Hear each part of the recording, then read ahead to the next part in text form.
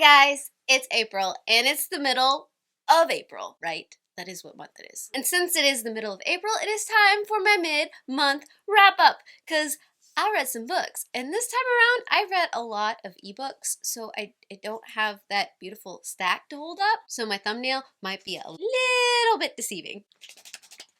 Thank you, Doug.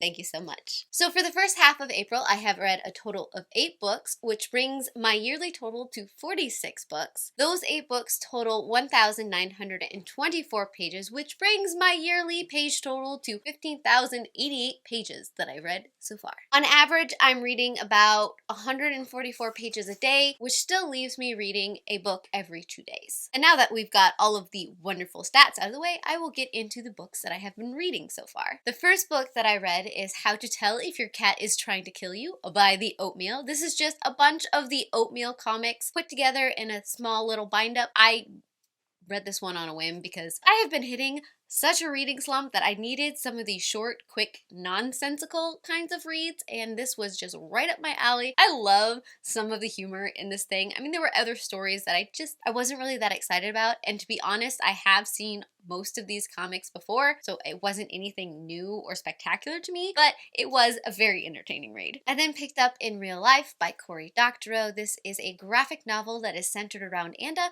who really enjoys online game playing. She is invited into a all-female guild, where she then proceeds to have some interesting adventures. It takes a look at the modern age, what it means to be a girl in the gaming industry, and it also looks into some of the social ramifications of gold mining within these kind of games. Now, I did find it fairly interesting, I think because I connected to it on several different levels. I did like the looks that it started to take into these online worlds and the social global ramifications that it does have. It is a hard format to get a lot into, so I really wanted more from the story. I wanted to get more details and I wanted to feel out a lot of it more, but it is a graphic novel, so you can only do so much within so many pages, but I still liked it. The next book I read is Anyas Ghost by Vera. Brosgol. This is the story of Anya, who suddenly finds herself with a best friend who is a ghost. She falls down a well one day and suddenly there is a ghost that is following her everywhere. This takes a look into high school life, body issues, social issues, being a girl, and then it throws in a little bit of the creep with the ghost, which I liked.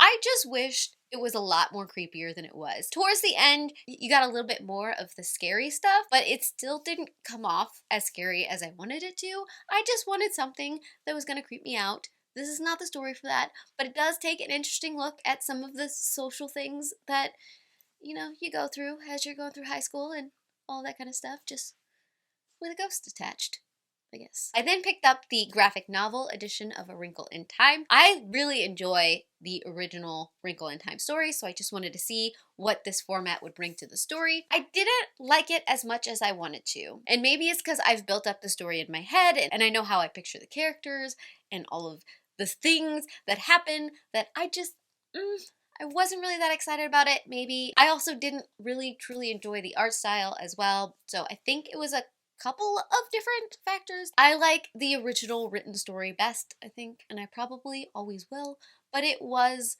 interesting to see it in this kind of format. I also picked up Muse of Nightmares by Laini. This is the second and final book in Strange the Dreamer series. This continues on in all of the things that happen in Strange the Dreamer. I don't really want to spoil this, but this continues on in that storyline and these kids figuring out what they're going to do next after everything ends in the first book. I like this book. I really, really enjoyed it, mainly because it took a look at a lot of the side characters and you got a lot of them built out, and I really enjoyed seeing that. And then there's some epic things that just start getting thrown down that,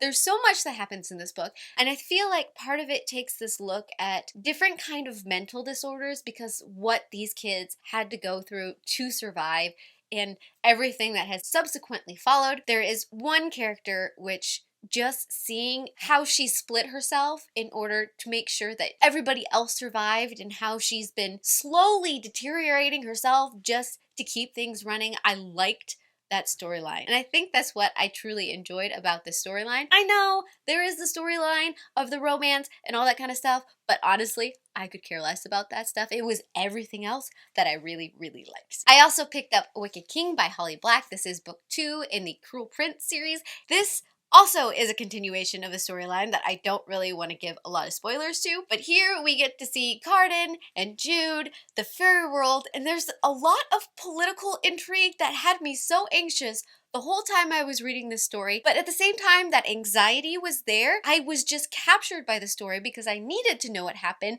and all of the little twists and turns that happened along the way. I do like how Holly Black builds out this fake world. She doesn't pull any punches, she makes it brutal, and I think that is what gives it the most power. And so now I am anxiously waiting for the 3rd book because the place that this book ended, no. I mean, part of me kind of saw that certain elements were going to come into play and it was going to have an effect on how things. At the same time, I'm screaming, but you are.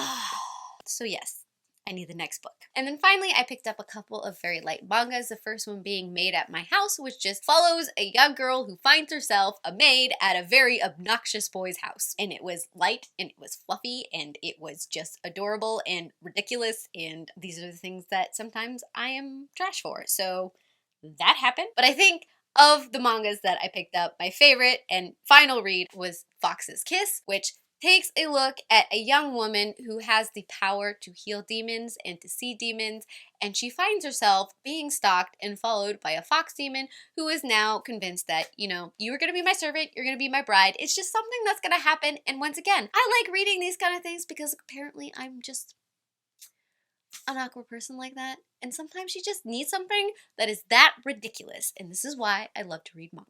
So those are the books that I have read so far in April. Tell me down below what you are currently reading, what you are most excited about, and I heart your beautiful faces.